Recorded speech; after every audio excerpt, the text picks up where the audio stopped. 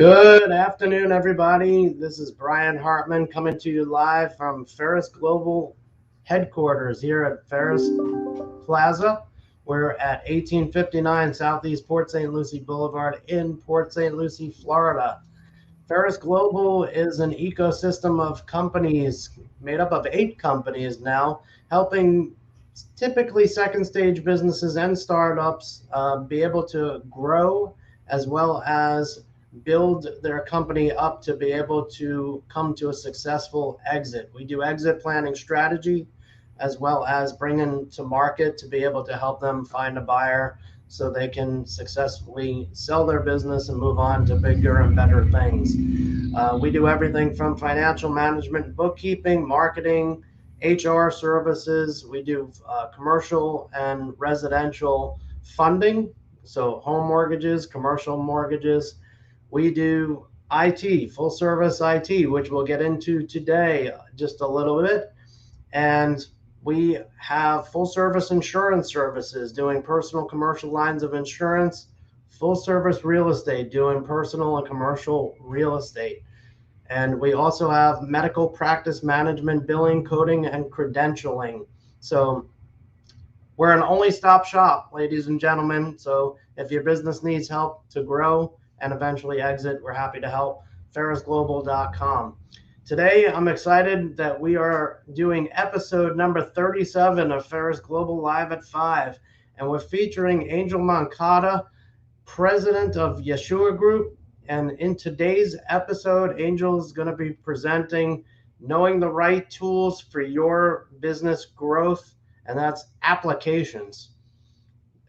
It's like Chinese to me, and maybe to a lot of you out there. I'm excited to learn more about how we can make that work best for your business. Without further ado, let's welcome Mr. Angel Moncada. How are you, my friend? Hey, Brian, how you doing, buddy?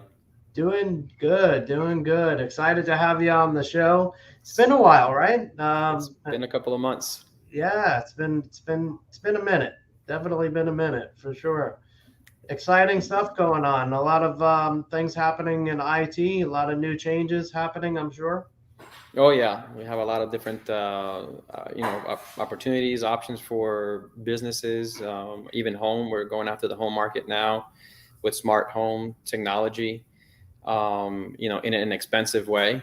We're also working with real estate agencies now, trying to build them a MLS integrated platform for their agents, for themselves, build them custom sites for back office administration, front office management, and everything else that comes, with it.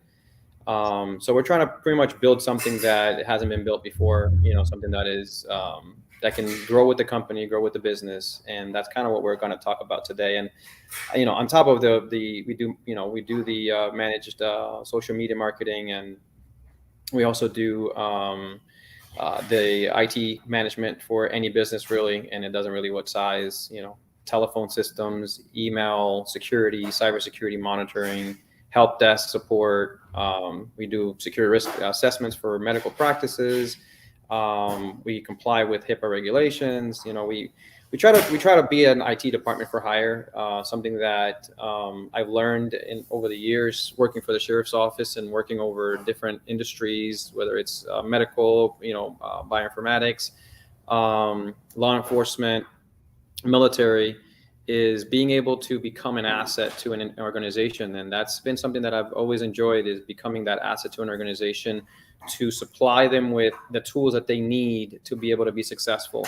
And I think that that's going to be a great topic for today, is, talking about applications, determining what's best for the business. How do you determine that, just different principles that any business should follow to try to identify technology that works best for them. It's not something that should be taken lightly, because you're investing money in something that you're hoping will provide you what you need.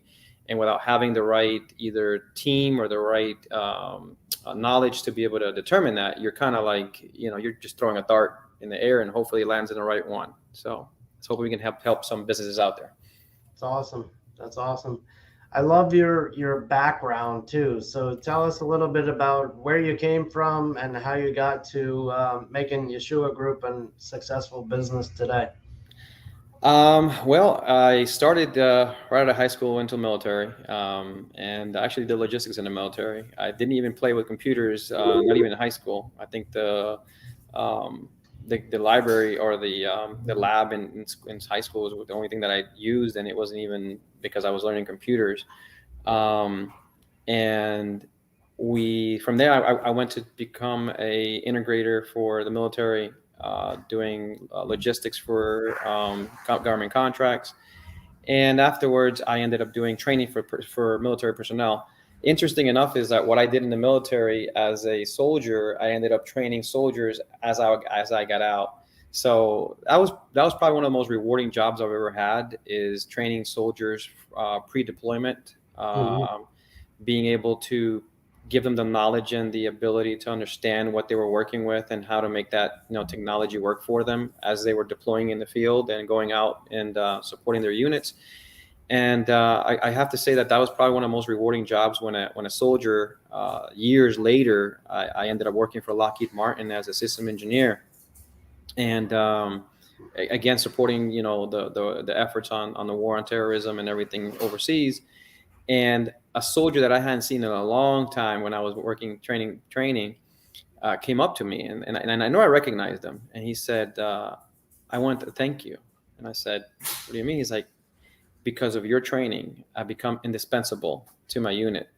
Awesome. And that was probably one of the best times in my life, in my career. There's nothing better than to have someone come to you and tell you, "Hey, um, I've I've become better because of you. I've learned so much, because of what you provided to us." And it's not to brag. It's just, it feels good to know that, when you send a soldier overseas, and you're giving them everything, because that data, that information, people don't understand, even in law enforcement, right? We'll talk a little bit about that. That information is crucial, and information is crucial for any business, and it relates to applications, right? If you don't have the right information, you can't make the right decisions. If you can't make Sure. the right decisions, you fail. Right. So, to know that was a pretty rewarding. And like I said, I ended up working for Toby Hunt Army Depot. Ended up going to training for air conditioning, believe it or not. So I actually have a universal air conditioning certification, which I don't think I've ever used. Might have And to take you up on that in the office sometime. well, from there, I went to work for Lockheed Martin, like I said, as a system engineer, and that was another rewarding job. It was integrating systems, across the military branches or military units. And from there, I ended up in Florida, and then I ended up working for a research facility. Ended up starting as a help desk technician, a temp when I got there. Right, I had just gotten laid off from Lockheed Martin, and I ended up in Florida. And I remember going to the interview, or the recruiter, or whatever, and she had been stationed at Fort Hood as a civilian. So it was just a small world, and talked, got the job, but I was only a temp help desk. I was supposed to be going to help. Well, this is a story for every business out there that is putting their eggs in one basket, and it's not thinking about the big picture. Mm. When I walked in the building, I see all these kind of like something's not right. Well, go to find out, people start asking me, "Hey, are you here to replace?" I think his name was Eric or Michael or something like that, or Scott. I think it was Scott. "Are you here to replace Scott?" And I'm going like, "I think it's Eric, whatever." So I'm like, "Who's Eric?" And well, go to find out, this person had just passed away on a Friday. They found him, unfortunately, dead in a pool, in his pool, and no cause of death. So what that taught me was, never put your eggs in one basket, because this was the only person that knew the infrastructure, knew the building, knew what he was doing. He had all the password, he had everything. Wow. Thank God there was another person that was working with him, and this other person was um, knew some stuff. So we started working together, and we began to, little by little. It took me probably about a year, and then I ended up becoming the system or network administrator for the facility. And it was a 100,000 square foot facility here in Tradition, Florida. And that became a real rewarding job, because it taught me how to do things and get things, um, without, either prior knowledge or having to figure out things without anybody explaining anything to me. And then from there, I went to, I worked for a construction company. Then I ended up going to a law enforcement agency, which is Okeechobee County Sheriff's Office. And I was there for 5 years as IT director. And that was another rewarding job, knowing that I was providing the technology to be able to support, from the narcotics all the way, the detectives, the jail, the dispatch, road patrol, animal control. I've even supported sometimes even the county fire rescue. We ended up supporting also the music festival sometimes. It was just the scope of work wasn't really, it's just too broad, but learned a lot. You learn a lot through the years, and so all those years of experience have taught me a lot to be able to manage multiple organizations, and not only that, but I was doing all that for the past 6 years. I've been doing all that while managing the business full time on top of that. So I really rarely slept, and I still barely sleep sometimes. But God has been good. I praise God in Jesus' name for everything He's done for me. He's taken me through a lot. Life is not peaches and cream like people think sometimes. But you know what they say, peanuts and shells. There you go, peanuts and shells. And I think I got too many shells on mine. I need a couple of peanuts. No, but I'm looking forward to the next 5, 10, 15, 20 years in technology and doing what things that I'm doing, because I just love discovering new ways of doing business. And I think that that's what drives me, is being able to understand how do you get more business, how do you develop a better business. So it's awesome. So how did you go from that to now you're full-time working in building Yeshua Group and working with Pharus Global, and how did that all take place transition wise to be doing it now full-time?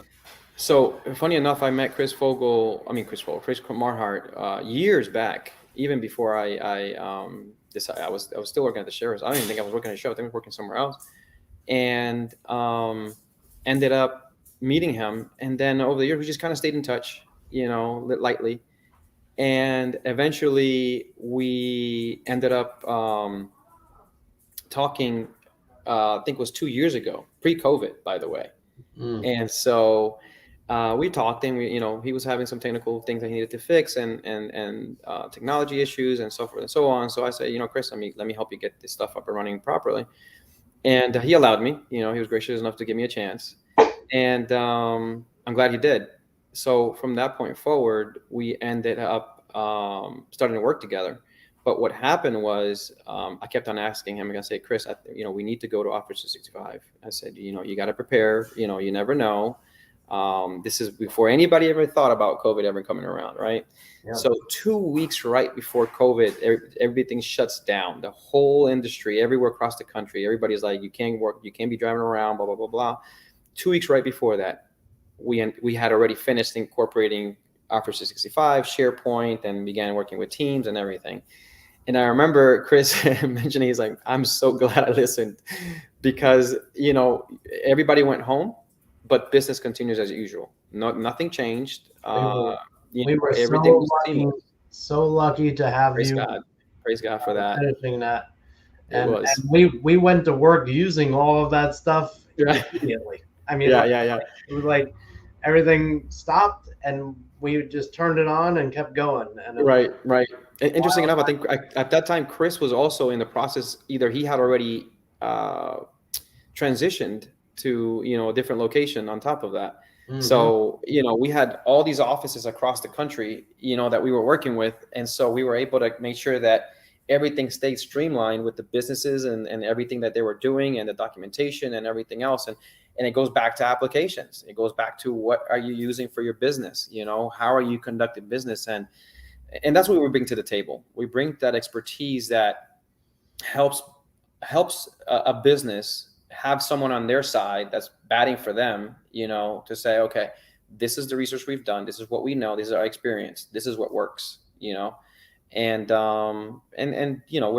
we're slowly growing and becoming, we just had a gentleman recently inquire about a us developing a particular software for him, and because we have that asset now, we're able to, provide those custom software applications, web applications, I like to call them, because the problem with having a traditional application, like a software application that goes on your desktop, is that you have a lot of variables working against you. You have the security of the application itself that needs to be maintained periodically, and you have to touch that device. Right. Unless you have a update service that allows you to update the software independently. And then you have the operating system that you also have to maintain, and you have to always make sure that the software works with the operating system, and you can't upgrade it all the time. Like, it's just so many moving parts. So what I've learned and like to do is web applications, where we can take that same application that was being hosted on the computer and put it on the web. Now that same application is available on a phone, it's available on a laptop, it's available on a desktop, and it's available remotely anywhere. Right. So, that's kind of where we're at with that part. It's awesome. Quick shout outs. Let's see. Michelle and Christina both love the show. Christina is near and dear to my heart, so thank you for that. And Michelle is one of our friends from pickleball. Pickleball is growing like crazy. So. Oh, great! Yeah, one thing that I have seen a lot of is pickleball. So funny enough, I'm a realtor as well, and that's a whole different story why I got into real estate. Same reason is technology, because I saw the gap, and there's so much gap in real estate, and just going through the history of it and understanding what realtors do and doing the job itself. I do sell homes, I do list homes, and but I have a big edge. Thank you, Jesus, for this. A big edged sword on my hand, because I know technology, so I can move probably 10 times faster than most realtors can, unfortunately. But it's amazing. It's amazing to me, Angel. Like, I see you everywhere. I never see you, but I see you everywhere. I know. And I'm trying. That's really what it's all about, right? Is being able to get out in front of people and give the impression that you're out and about everywhere. Right. You have to be accessible. Right. Once you become, that's one thing I learned in the military and in law enforcement. When you become visible, you become accessible. Yeah. So you make yourself visible, you make yourself accessible, and people can reach out to you, and they know that when they reach out to you, they're going to get what they're looking for, No doubt. And it's just one of those learning experiences. Yeah, no, it's awesome. For everybody that's out there watching, if you have a question for Angel or a comment, just want to say hi, wherever you are on Facebook, LinkedIn, or YouTube, you can drop that question in the comments section, and we can bring it up and answer those questions. We'll also say hi back if you do say hello, and we'll be able to keep going from there. So I'm excited to dive into these questions, and let's start with the basics, right? Because you and I talked about it, applications, and it's like all going over my head, and there's plenty of room to do that. But can you explain to us what is exactly business applications? Well, it really comes down to what are you planning on doing, right? It comes down to the business needs and the business demand at that point, because once a business knows what they are looking for, it's easier to identify, what solution works best for them. And there's just different ways to look at it. You have your B2B applications, that are kind of used for between businesses and businesses, to submit orders or things like that. You have your B2C applications, your apps used, and your mostly web browsed based applications, dynamic with web content. And then you have your internal applications, which are things that are kind of more in-house, right? Where you build your own thing out and you maintain your own infrastructure, you maintain your own solution. Banks probably, depending on the industry, it's how that portion works, right? Because depending on security level, depending on what requirements are needed, what industry it's in, is what kind of application you can actually use and you cannot use, right? Some can be a hybrid, some can be dedicated one. Like if you go, let's say extreme, and you go military, you have a top secret, system, you can't have it out in open, so you have to isolate it. Same applies to law enforcement, right? You have to have an application that is isolated. It has to be secured. It has to be protected. It has to be watched at all times. It has to be maintained. And then you have your regular Amazon, out in open. You have your eBay out in open. You have things like that. Mm-hmm. So you have one extreme to the other. So those are the kind of applications that businesses particularly are looking for. What application do I need to make my business successful? Mm-hmm. And you can buy one off the shelf, or you can buy one custom. Some of them are hybrid, where you can buy it off the shelf and they can customize it for you, for a fee. And some are that they just strictly custom. You want a particular processes to be transformed into a particular action, for your business, where you're taking something that is, redundant perhaps, or something that is manually done, and you're converting it to a digitized manner, where now that process has been, tested, and now you're running that same task that you were running, maybe with 10 people, maybe one person needs to run it now, so now you're saving, time, money, effort, headache. Mm-hmm. But it doesn't come with, I can't say that every application is perfect. So there's always going to be some kind of heartache in between, Sure. in there somewhere. So it's interesting that you can start from scratch and customize the whole thing, or kind of have a shell that you build out, Mm-hmm. to fit what you're looking for. So I would imagine the latter of the two is less expensive. Having a shell is probably less expensive than starting from scratch, right? Yeah, I mean, take for example, I had a customer call me, recently, and their first thought that they wanted was that they wanted a custom application, right? They wanted something that can run the administration, run their business, and do exactly what they wanted to do, right? So we started discussing web applications, but we already had done some research about other applications that might serve them better if they wanted to go that route. It wouldn't do what they did, specifically wanted to do, but it would do a good amount, and that's kind of where the leverage you have to look at is, you might not be able to get everything out of it, but you'll get a good 80-90% out of what you're trying to do. Mm-hmm. So with that being said, that's what those applications come to bring to the table. So this customer asked, that question. And so we started talking to them about, customizing something for them, building a web application, and so forth and so on. And once, it's all about budget, right? Business is about money. How much money can I afford, and is my investment worth my, in return, what I'm about to, what am I going to get back out of it? So most businesses, when they start off, right, they start off manually, right? They still are doing a lot of things with, pen and paper and tracking everything, and to the best that they can. But then it gets to a place where that's not working anymore, right? That process is becoming sometimes a little too complicated, because you got human error, you got to track everything, you have to maintain everything, and now you got piles of paper stacking up because you're trying to keep everything in order, so you have, all these filing cabinets, whatever. So we come across those kind of businesses, and those kind of businesses sometimes are the ones that are looking for those solutions. I typically recommend businesses to start at the beginning, because if they find the right solution at the beginning, then it can help them grow with it.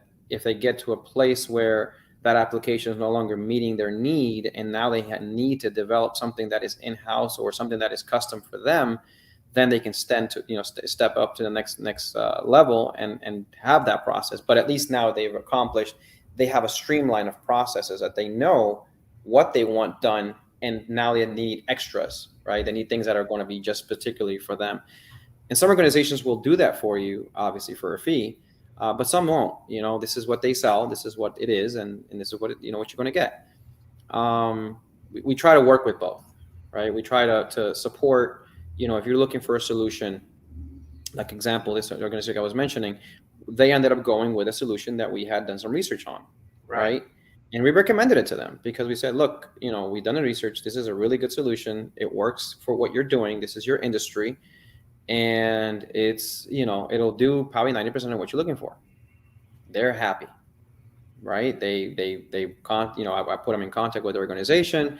We provided that service as doing the research, finding out what would work for them. And then now they're doing, they're using that software.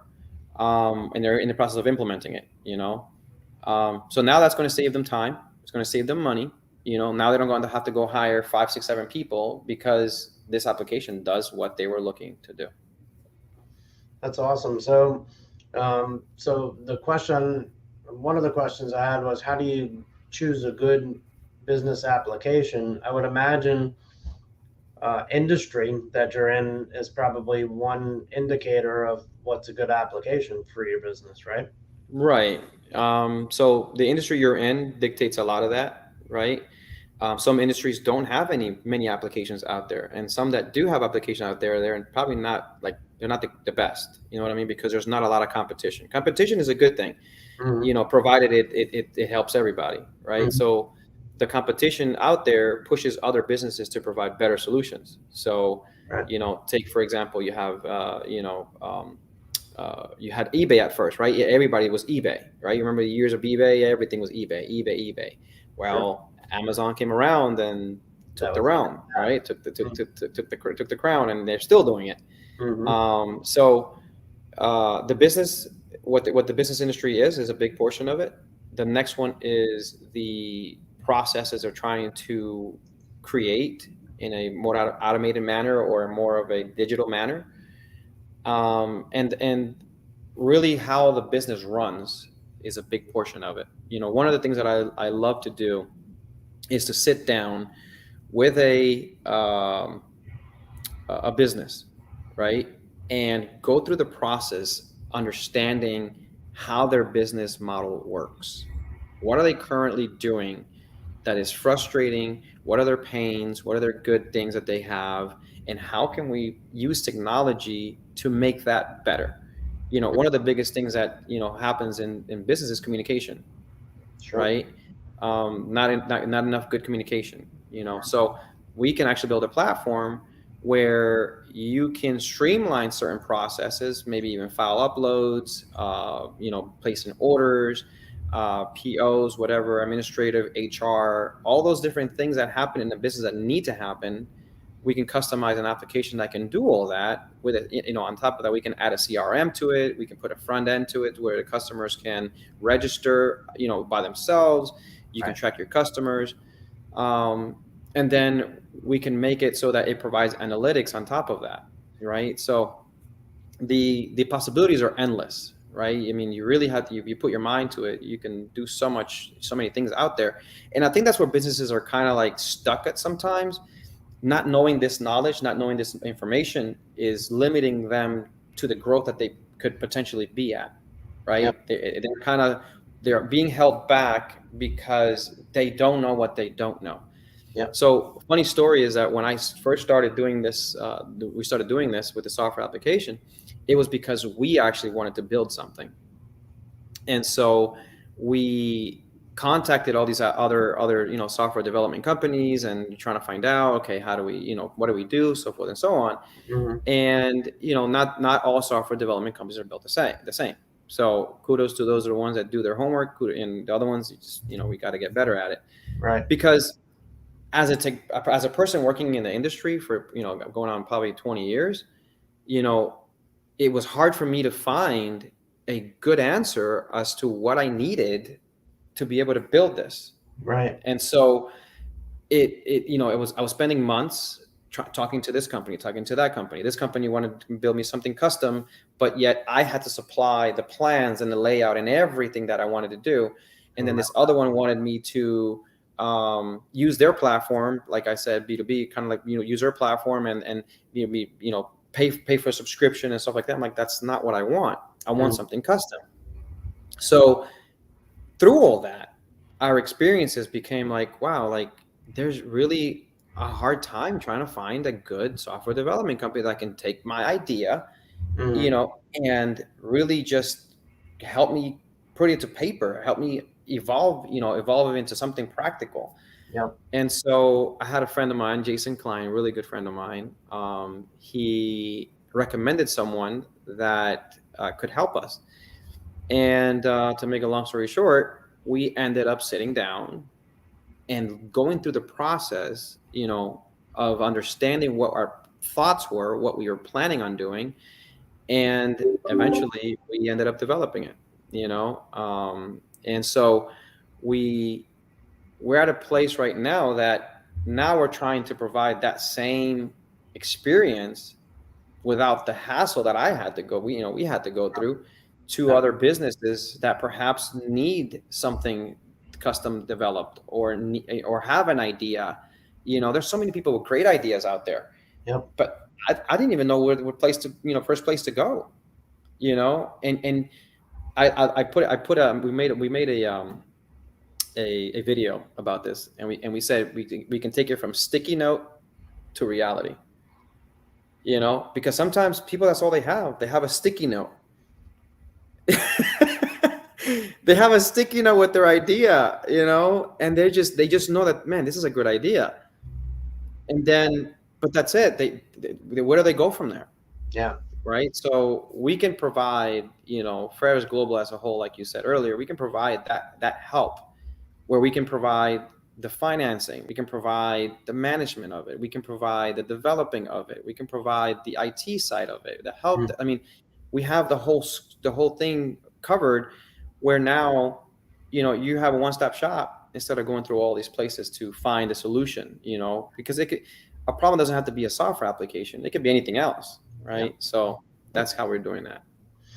So, you talked about businesses typically start up manually, right? They get the business off the ground. They're starting to generate some revenue.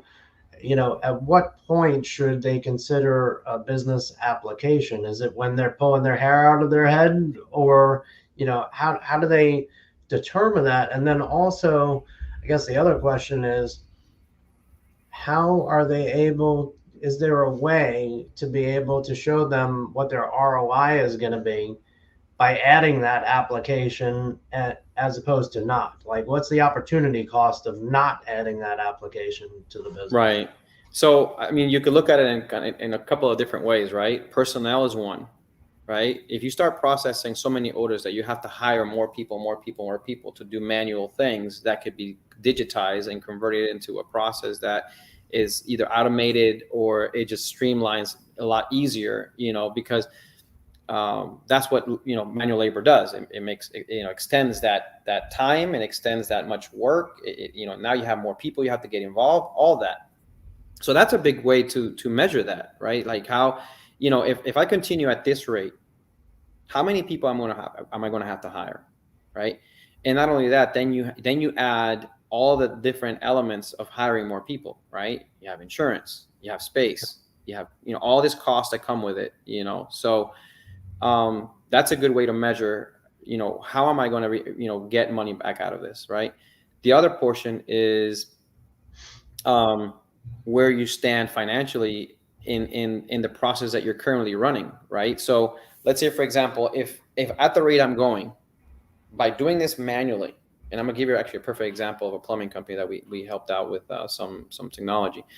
If I have to go to a customer, and I have to jot down the processes or the things that they need, and then I come back to the office and I put that in paper, and then I send it back to the customer, and now I'm waiting for the customer to respond back to me. Like, that's time, that's gas, that's material, that's all that, right?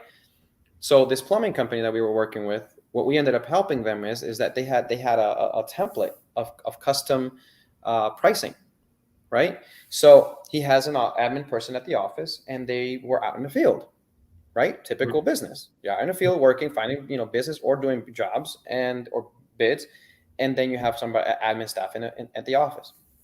So, are they huge? No, they're not huge. but they're going to get big just by the simple fact that they're streamlining their processes. Last time I talked to them, they said we don't need more business. We're turning business down. And I'm like, well, that's a good problem to have. Mm-hmm. But do you want to be turning business down? That's when it comes to decision. Do you want to turn business down, or you want to expand, to a different level? Well, right now is kind of a hard time because it's, there's very limited bodies available that want to do the work and all that.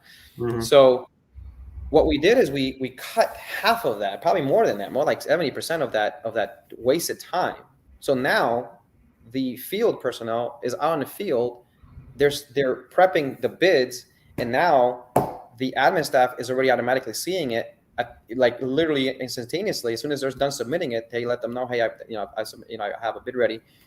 They get the bid. Now they're preparing to present a bid to the customer, and that's happening in no time, Real time. Yeah. But that was not the case before. We they were doing this here and making notes, and then on top of that, you got chicken scratch. I'm not the best of clean handwriting unless I really slow down. Right. That's why I like to type emails instead of write email.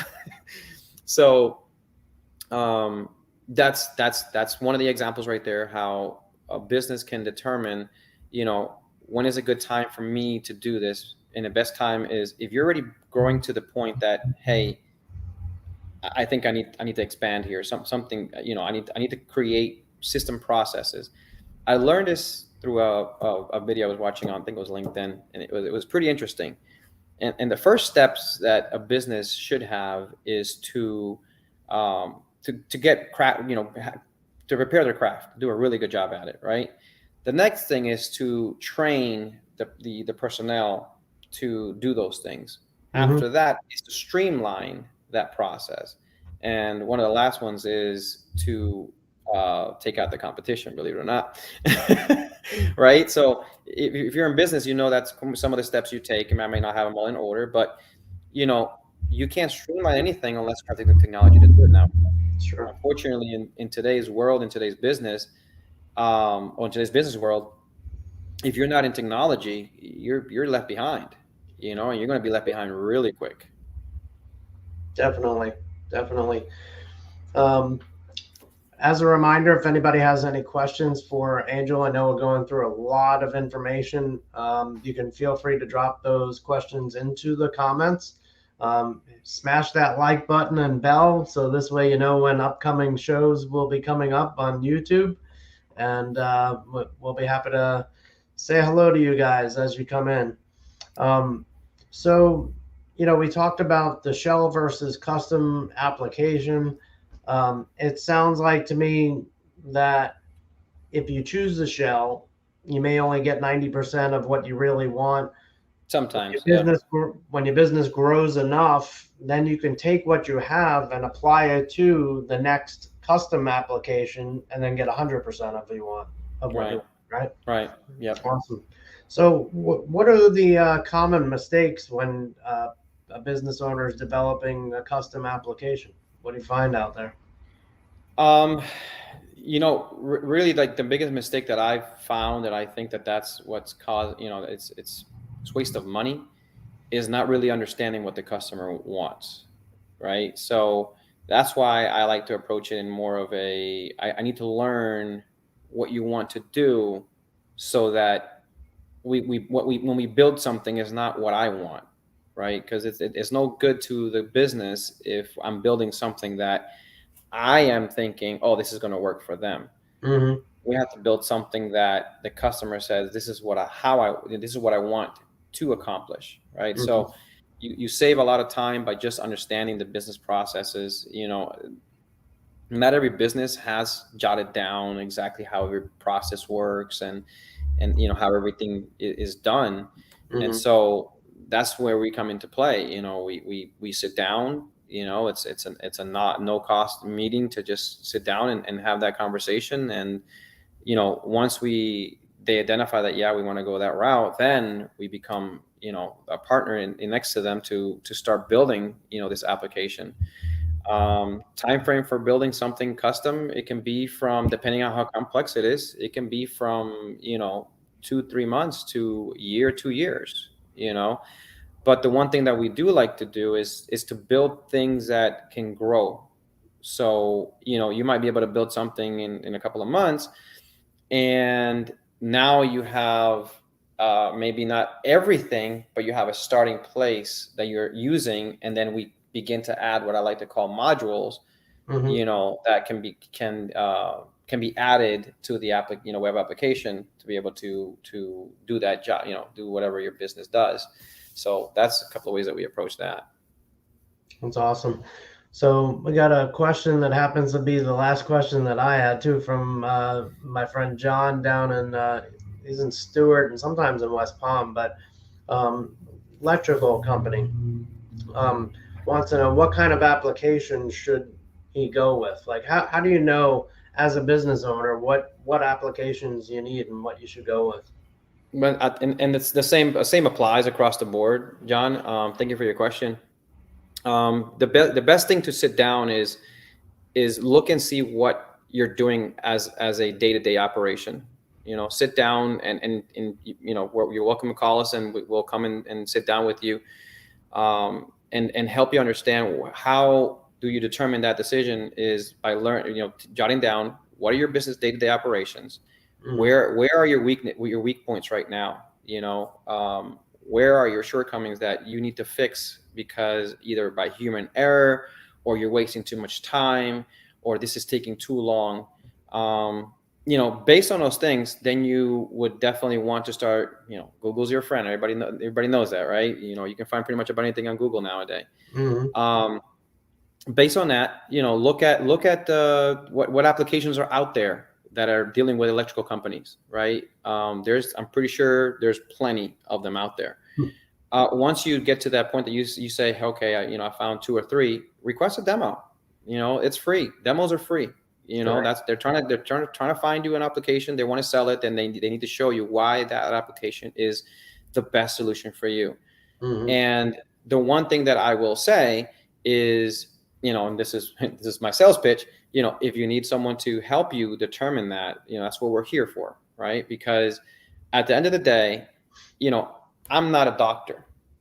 So when I go to my doctor, I'm expecting him to know what he's looking at, right? If I need a doctor to take care of whenever I don't know something, I need the same results in any area of my business. I'm not a finance guy. I'm not a medical guy. I'm not an electrician. I can try to figure it out, but I want to burn something down. So at the end of the day is you have to bring that resource that is there for your benefit, because that's a big investment. Some softwares can run. I remember working with a company, oh God, and this was bad. It was a construction organization, and they were building some like huge buildings. Like they were building, condos and everything down Miami. And they bought this application, but nobody vetted it. And it was bought by, I hate to say it, but by the owner or one of the owners. And they didn't have any person with a technology background, with software background, with implementation background, someone that understood what was going on to vet the software before it launched or before they even bought it. And when I tell you POs, PRs and accounts receivable, and it was so much pain. I just needless to say, I left the company. I ended up leaving because I was like, I can't do this, and the worst, another advice, John, that I would say, and I mean this very kindly, respectfully, listen to the advice that you're given, because that is one of the hardest things that I've seen in a business owner, when a business owner says, no, this is what I want and this is how you're going to do it. And then again, going back to the doctor idea, if you're not a doctor, don't try to self-medicate yourself, because you're going to find yourself in more trouble. Find the right people that can tell you, okay, how do I get here and how do I get from point B? Because at the end of the day is, if it's a business and you're paying someone to do that, and their best interest is for them to give you a good reputation and keep their good reputation, then it's a win-win situation. So definitely, I hope that answers your question, helps you a little bit, in that aspect. Demos are free. That's one of the biggest things. You don't have to pay for demos. It's a great idea. I hope everybody caught that little snippet right there, because that could save people a lot of time and heartache. So thank you for that. Before we close out, Angel, is there anything, any question, any comment, anything that you wanted to add that we haven't touched on? No, I mean, I think that everybody can benefit from good software applications. Technology, unfortunately, it's here. We can't. We can try to live without it, and unfortunately, it's a necessary evil. Sometimes you need to have it, to conduct business. The fact that we're even talking through this platform, we're using technology. The fact that somebody was able to answer a question, or ask a question that maybe they wouldn't have gotten anywhere else. Those are all the things that technology provides. So definitely, do your research.